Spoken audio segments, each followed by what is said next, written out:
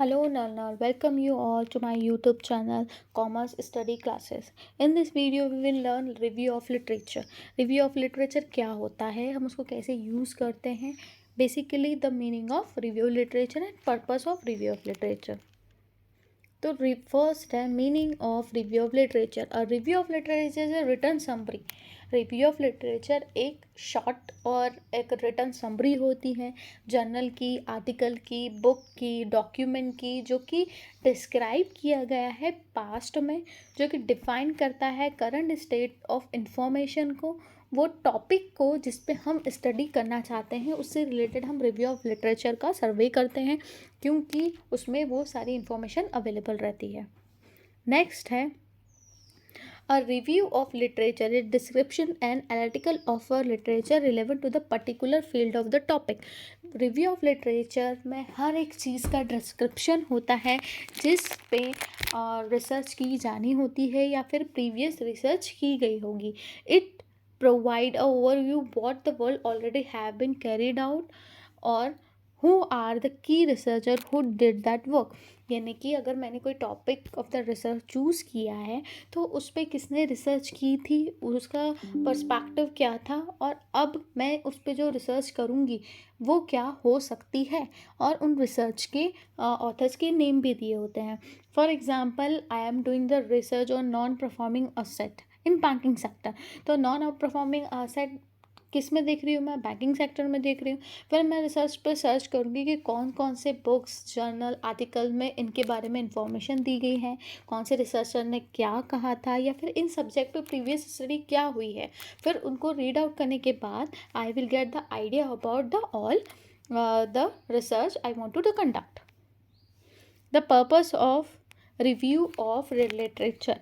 क्या पर्पस है, हम क्यों जब हम स्टडी करते हैं किसी भी टॉपिक की तो अवेलेबल रिव्यू ऑफ लिटरेचर देखते हैं. पहला, to determine and define this problem. यानी कि हमने जो टॉपिक सोचा है उसकी प्रॉब्लम को प्रॉपर डिफाइन करने के लिए, फिल्टर करने के लिए हम रिव्यू ऑफ लिटरेचर का यूज़ करते हैं. To cup the date of the knowledge.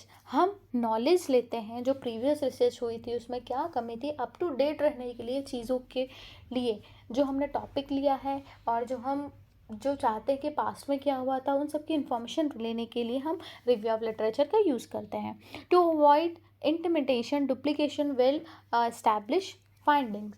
It means that जो हम रिसर्च करना चाहते हैं वो अगर रिसर्च जो है प्रीवियस ही अगर किसी ने कर रखी है तो डुप्लीकेशन हो जाएगा. उन्होंने भी किया है और हमने भी किया है, तो इस डुप्लीकेशन को मिनिमाइज़ करने के लिए जब हम किसी टॉपिक पे रिसर्च करते हैं तो जितने अवेलेबल ऑफ लिटरेचर रहते हैं उनका सर्वे करते हैं. ऐसा नहीं कि हमने भी वही प्रॉब्लम फाइंड आउट की जो किसी और ने की, उन्होंने उसका सॉल्यूशन दे दिया हो लेकिन हमें ऐसा लगता है उसका सॉल्यूशन नहीं है, तो हम जब उस पर रिसर्च करते हैं और इफ़ इट अवेलेबल बिफोर तो उसमें डुप्लीकेशन आ जाता है. इस चीज़ों को हम मिनिमाइज़ करने के लिए रिव्यू ऑफ लिटरेचर को रीड करते हैं.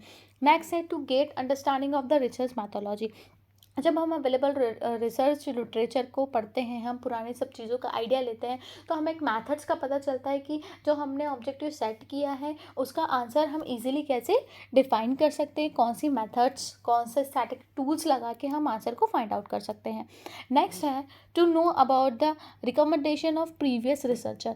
जब हम किसी भी टॉपिक पर रिसर्च करते हैं तो उसका पहले क्या एक परफॉर्मा होता है.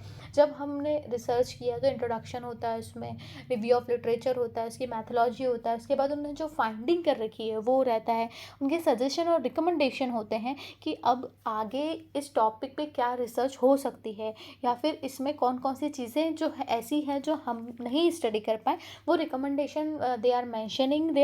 तो उस रिकमेंडेशन से हम आगे हमारे रिसर्च को कंटिन्यू कर सकते हैं. लास्ट हमारा पॉइंट है it help to know how the study at the existing literature. वो हेल्प करती है जो कि क्या एड्स हमारे अवेलेबल हैं लिटरेचर के थ्रू, हम उसको अंडरस्टैंड कर सकते हैं.